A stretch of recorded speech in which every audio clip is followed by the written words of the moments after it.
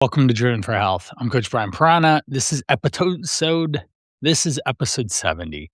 If you are resonating with this story about Todd and his mornings, you'll resonate with my mornings too. Get up at 6:45, 7, and it's full court press, trying to get kids to school.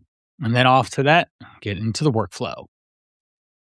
So, we're talking about breakfast and specifically why 40 grams of protein at breakfast is going to be a lead domino in a sense that's going to affect everything else that is going on in your day.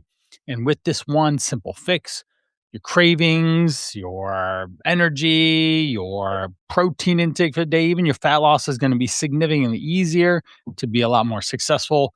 And even, talk about labs, we want blood panels to come back better as well. Now, we're not just talking about theory. You're going to get actual recipes in the show notes. I'll have a Google Doc with a link there that you can grab it. And I'm going to walk you through Todd, who's 45, marketing executive, managing a lot of people and a big budget. He travels a lot for work, 2 kids, wife named Megan, as you've heard. And he was overweight, and his doctor's shown some concern about some of his blood panels. And every Monday he'd get up tired, just not feeling great about himself. Todd's a pretty driven person. He needed to figure out the best operating system in a sense to get his day going to fit into the busyness and also make him agile to whatever the challenges were. Let's get into this. Real quick, if you are driving or working out right now, you don't need to memorize these recipes. I mean, just pause it after this episode, check the show notes. I'm going to put together a free guide, the man's ultimate 5 power breakfast recipes with full ingredients, macros, and prep steps for you to be able to put it into your day. And you can just simply literally go grab it and print it and start using it. Let's jump into the 5 scenarios. The metabolic thermostat. Let's talk about that. Before we get into Todd's kitchen, we need to answer one question. Why 40 grams of protein? Why not just toast and a coffee? Why not a bowl of cereal? Here's a simple way to think about it. Your metabolism is like a campfire. Breakfast is the first thing you throw on the fire in the morning. That wood that you put on the fire being your metabolism, wood being food, and we want the fire to burn. Now, I don't necessarily think you need to have it first thing immediately as soon as you get up or something like that. We need to make sure that you're eating a first meal at some point in the first half of the day that makes sense. If you start with kindling, twigs, sticks, dry leaves, the fire flares up, but it also gets a big hot flame and then it'll burn out. There's nothing that'll constitute it catching on fire, staying on fire. And that's what happens when you have a muffin, a bagel, a bowl of cereal, or a high calorie smoothie king juice smoothie thing at Jamba Juice. Okay. We don't need that. Your blood sugar goes through the roof. There's no protein to balance it out. Insulin rushes out of your body and then you come crashing down pretty hard. And this is a morning rotation that so many men that I have do. Hence why I wanted to share this episode. It is a big common theme, just running around, not having a clue on what you should be doing in your day. Protein is the big logs that you put on a fire that burn slow. They have the highest thermic effect of food, which I talked back in the nutrition pyramid in episodes 5 through 11. And it helps steady the fire, keep it consistently burning, and that stabilizes your blood sugar. Now, why did I have Todd start aiming for around 40 grams of protein at breakfast? Well, once he did that, a few things changed. His mid-morning hunger, it eased up a bit. He wasn't just chomping at the bit. He was actually full through lunch. He stopped walking into the afternoon, already behind on willpower, already slow to manage the challenges that are coming on. And the afternoon, go into the break room, try and grab whatever was around. The science behind this, higher protein breakfasts or first meals, as I like to call them, around 30 to 40 or even 50 grams, is shown in controlled science backed trials and studies to improve appetite control and even reduce snacking compared to low protein breakfasts or skipping breakfast altogether. Other research shows that spreading your protein more evenly across the day instead of loading it in all at one meal actually improves muscle protein synthesis over the course of a day, not even just the waking hours, the say 16 hours of awake, but 24 hours in the day. And that matters, especially for guys in their 40s, because the body is starting to just wear out. It's starting to slow down. It's starting to pull muscle off the body, especially if you're not strength training. If you want more about strength training, then we jump into episodes 17 through 23 for the strength pyramid.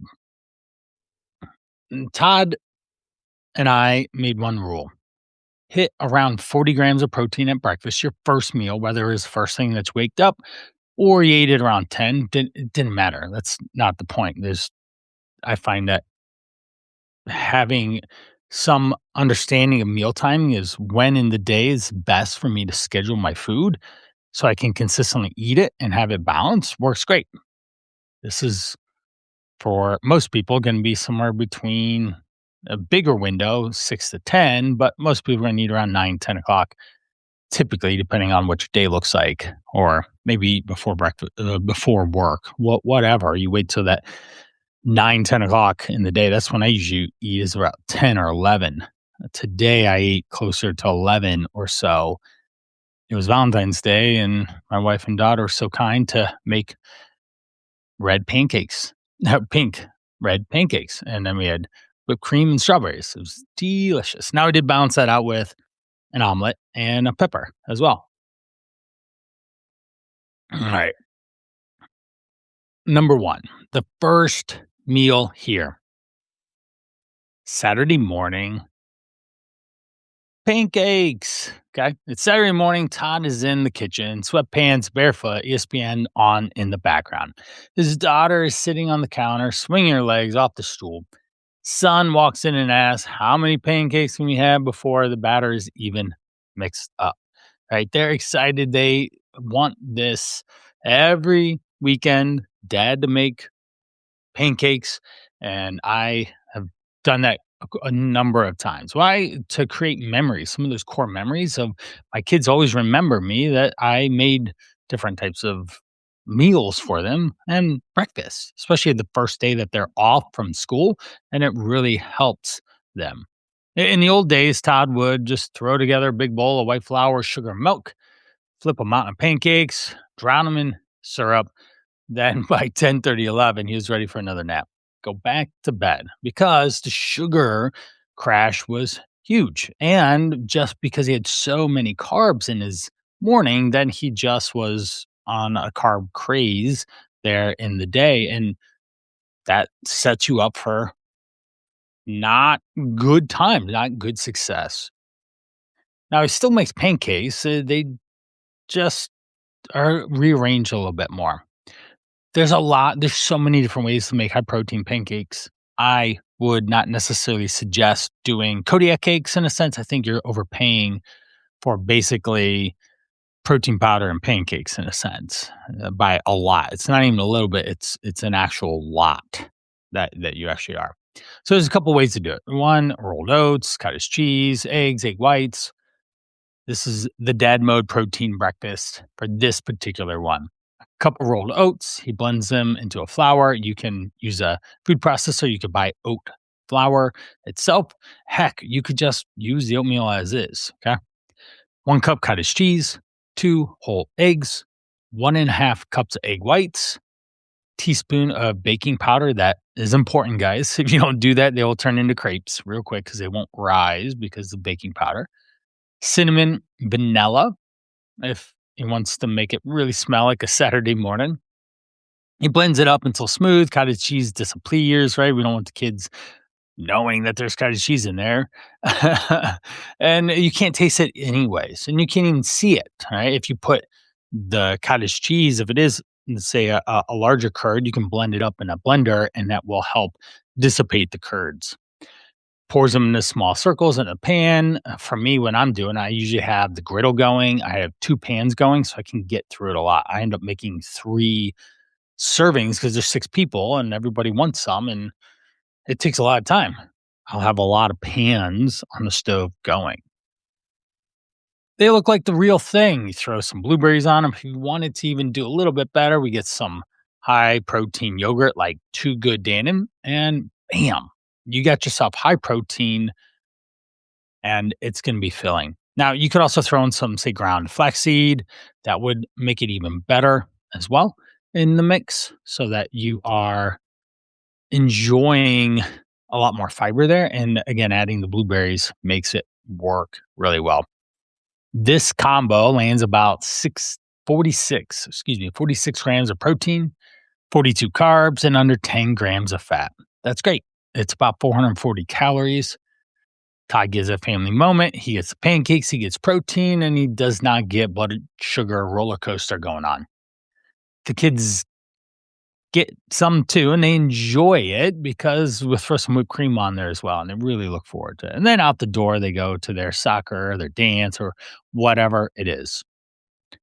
Real life tip, make a double batch, freeze some of the cooked pancakes, and then you can throw them into the toaster oven, the air fryer to reheat them during the weekday. Bam! There's a cheat code for you. Number 2, breakfast number 2, Tuesday morning, the 5-minute smoothie. Now let's fast forward. Monday's done because that was crazy. Tuesday, here we are at 7:05 in the morning. Todd has a Zoom at 7:30 with a client. His calendar is stacked. He knows he's not going to be able to eat until 1 o'clock. He's half dressed too. Got the suit and the tie thing up top and the PJs on the bottom. Now his laptop's updating. His son needed to sign a school form. Daughter can't find her shoes. A pretty typical morning, right? So we skip breakfast normally and just survive on coffee. But instead, we grabbed the blender.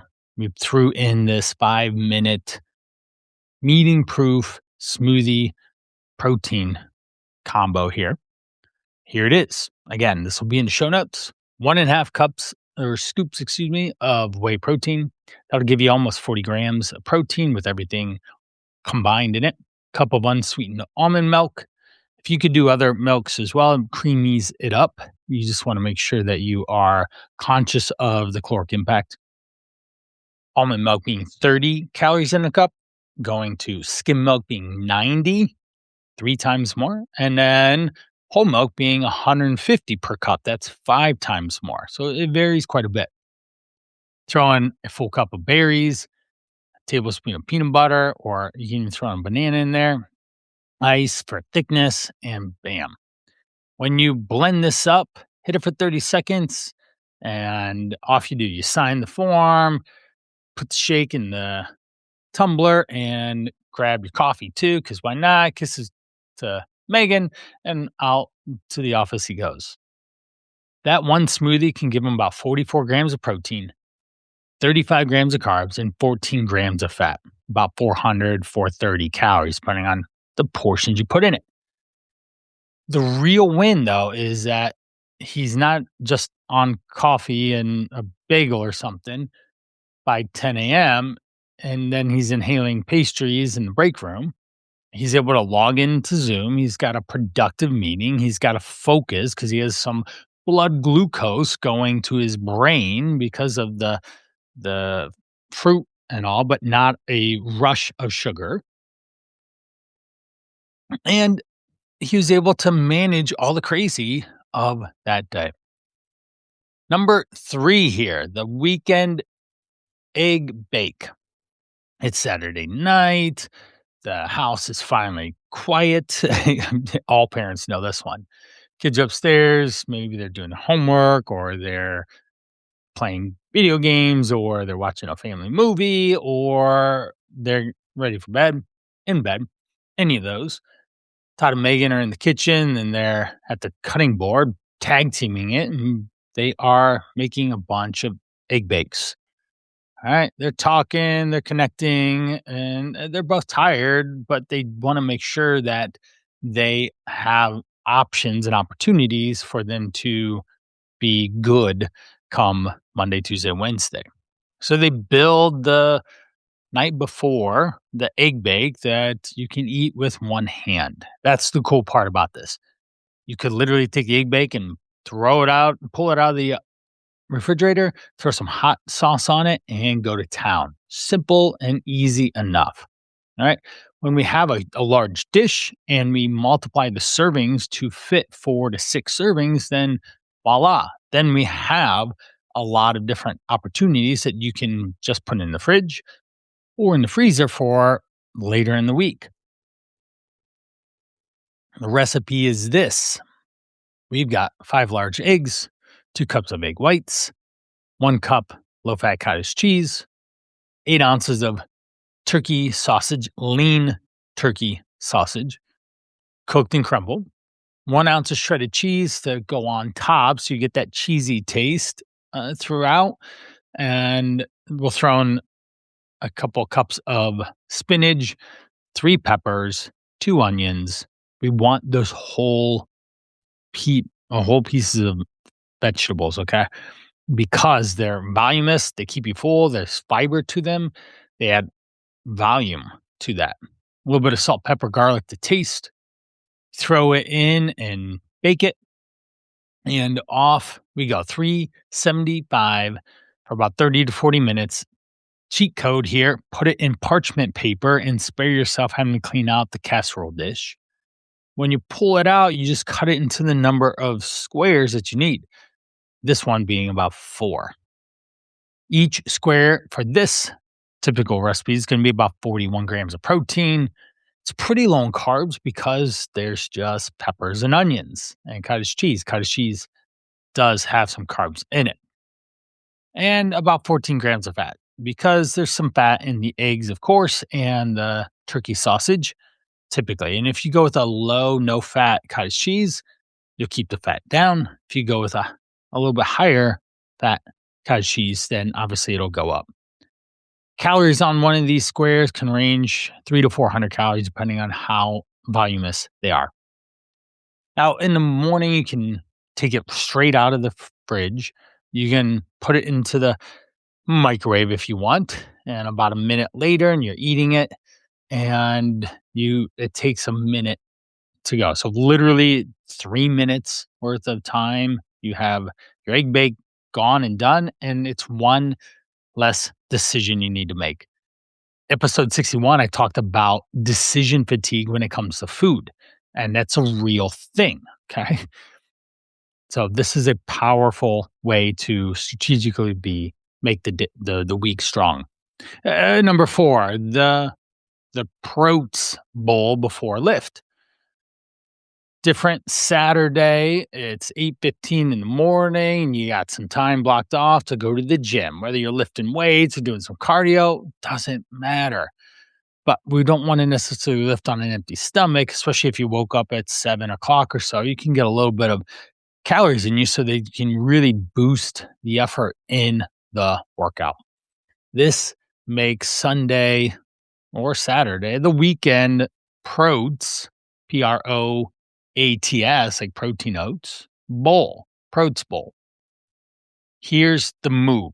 You have 1/2 cup rolled oats, which is about 150 calories, dry. 1 cup of whey protein powder, 1/2 cup of plain, I like Too Good yogurt, vanilla yogurt would mix just fine there. A cup of berries, a tablespoon of flaxseed or chia seed, a little bit of cinnamon if you want, milk or water as needed, depending on where your calories are at and needs are.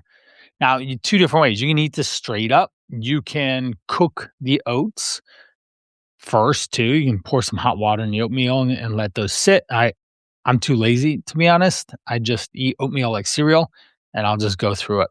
Or you can sprinkle the oats on top of the combination here with the yogurt and all, and then that'll get you to the that with the protein powder will get you a more of like a parfait like experience depending on how much you have.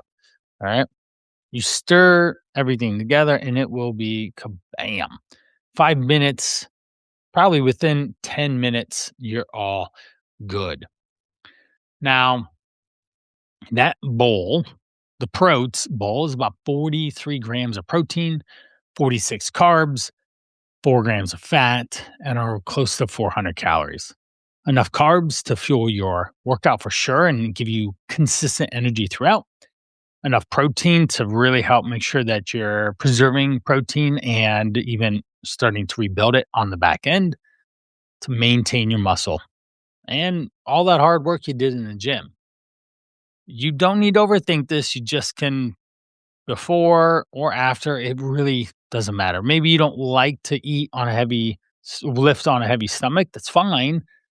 Then just eat it right after. Take it with you and eat this bowl right after. And this will be a slam dunk recovery bowl.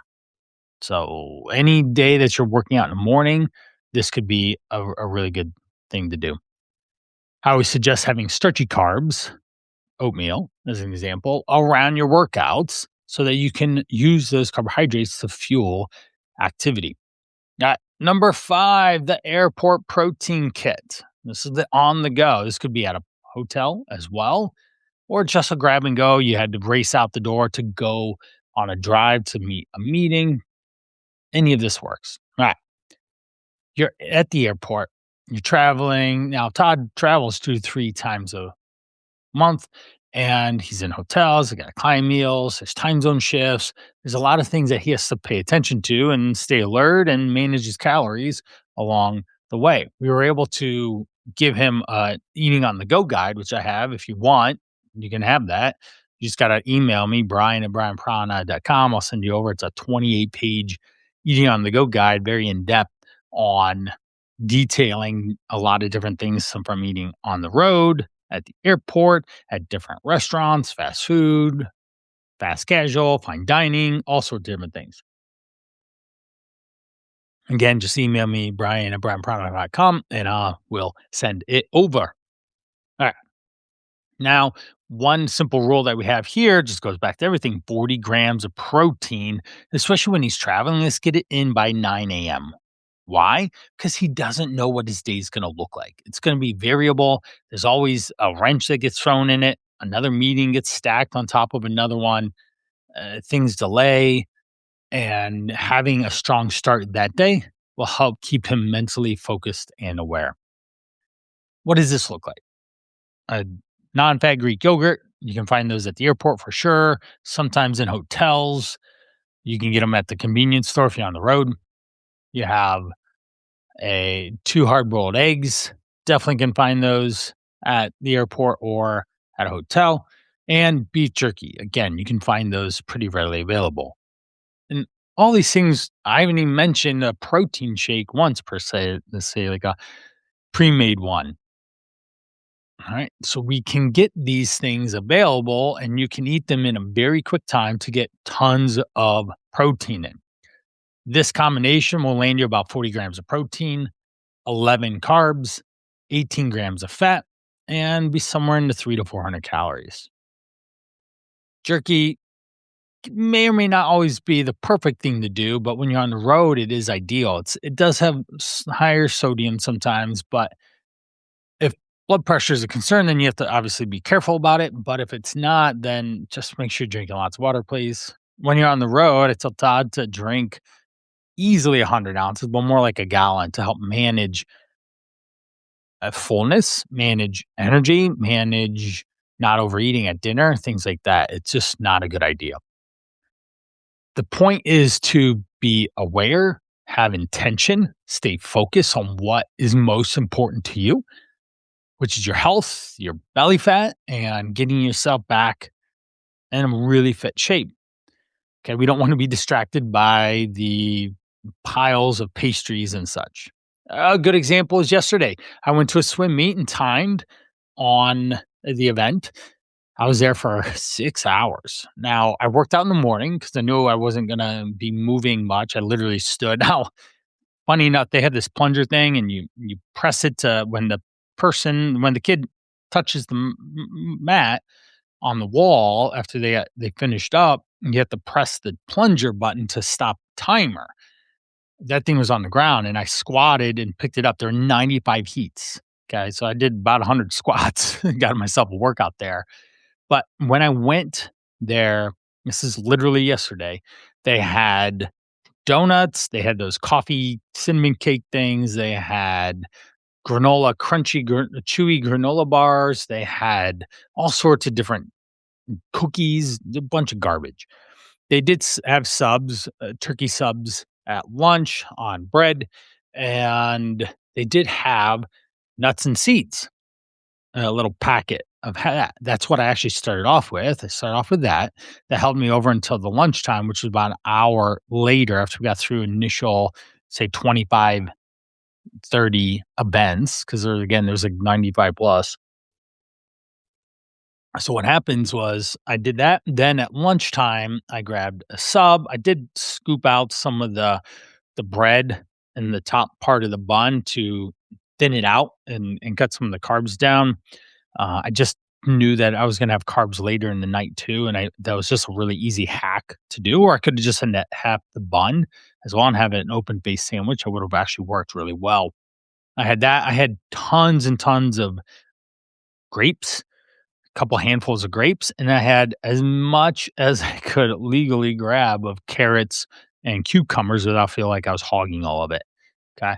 That filled me up for the remainder of the event, and I was able to not grab the coffee cake things and all the packaged donuts and the ding dongs and the little Debbie things or whatever. So there's a real life example of how I managed yesterday. Let's recap all of this stuff. If we zoom back, a science-backed recap of why this matters. Zooming out, Todd was challenged in the beginning. He had no rhythm or routine or systems to make this work and be effective. There are 5 different scenarios in your week that you probably can identify with if you listen to my podcast. Saturday with kids, rushed weekdays, Sunday prep time, training for your exercise workouts and stuff, and travel days. I specifically laid that out so that you could see that you could get 40 grams without taking a lot of time. There is some time you have to eat to live, so you have to prepare food one way or another, but we can work around real life constraints in your life. From the research side, it does a few things. First, appetite and cravings go lower. Higher protein breakfasts, over 30 grams of protein, have been shown to improve satiety, reduce ghrelin, and episode 40, give me one second, episode 47 has 7 hormones that you need to know about to help manage your hunger and burn fat. Ghrelin is the gremlin. It's the hunger hormone, and leptin is the fullness hormone. Ghrelin will signal to you that you are hungry. And if you have the protein in there, it'll help cut down those cravings. That's the hunger hormone, ghrelin. Now, this will help control the evening and late night snacks as well. All right. Second, muscle and metabolism. Once you're over 40, your body is less responsive, and having smaller hits of protein throughout the day, getting 30, 40, 50 grams in one time helps with protein synthesis and allowing your body to maximize it. That's why I always suggest having 3 or possibly 4 meals in a day to be able to easily hit your protein goals and not just jump a gigantic steak in at dinner time. Okay. You will be well better off by spreading out the protein throughout the day. Third, your blood sugar levels and long-term risk. When you manage a powerful breakfast like this and start with that heavy protein instead of refined carbs, you will manage your blood sugar levels significantly. They'll be closer to 100 to 100, maybe 20, and they might not even go over 150 after you get done eating. Now, if you monitor your blood sugar levels like a type 2 diabetic or something, or you're pre diabetic or anything like that, you know exactly what those numbers look like, and you do not want them to go over 200. I've literally had people in 300, and that's not a good thing. This will help also with managing the glycemic concern with certain foods, because if you have it with protein and fiber, it will help quite a bit. Now, guys like Todd, they unfortunately they're so focused on work that they end up mindlessly snacking throughout the day, and it really challenges their fat loss experience, and that's why they may have failed in the past. Is they go white knuckle hardcore and they restrict all these things, and they don't have a good plan, a long term plan of what it is, and this is what it is. All right. The new normal for you, listening in. Here's your move. You don't need to memorize nutrition like a textbook, okay? We need two things. A simple rule: start your day with, say, 40 grams of protein at breakfast, and a small menu of different breakfasts that fit into your actual life. I gave you five that you can model. For Todd, the protein pancakes on Saturdays were a hit with the kids. The 5-minute smoothie was super easy to grab and go while still keeping him full for a couple hours while he has meetings. The egg bake that he and his wife would share throughout the week was super duper easy just to have ready to grab, and he didn't have to think at all in the morning. The Proats bowl, the protein oatmeal bowl, was the go to when he was working out. And the airport protein kit survival there was what we did for airplanes, travel, hotels. Your versions could look a little bit different, but again, in the show notes, you'll be able to grab a link to a Google Doc that you can now use these. All right. Now, this will help you literally, it'll change the way you interact with food, with your blood sugar levels, with protein, with staying on track a lot easier. And you don't have to fear about living in type 2 diabetes or your weight creeping up either. You can just win with your first meal of the day and have it, you control it rather than it control you. All right. Thank you so much for listening. I hope that these five protein packed breakfasts really do work for you. I'd love to hear in the comments. You mentioned about how they did it. Email me, download the guide, and I will catch you in episode 71 soon enough.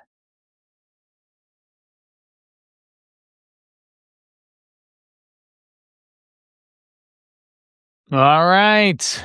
Those who are still on here, I hope that this was good for you as it was good for me. Yeah, buddy. All right. So, on that, and this.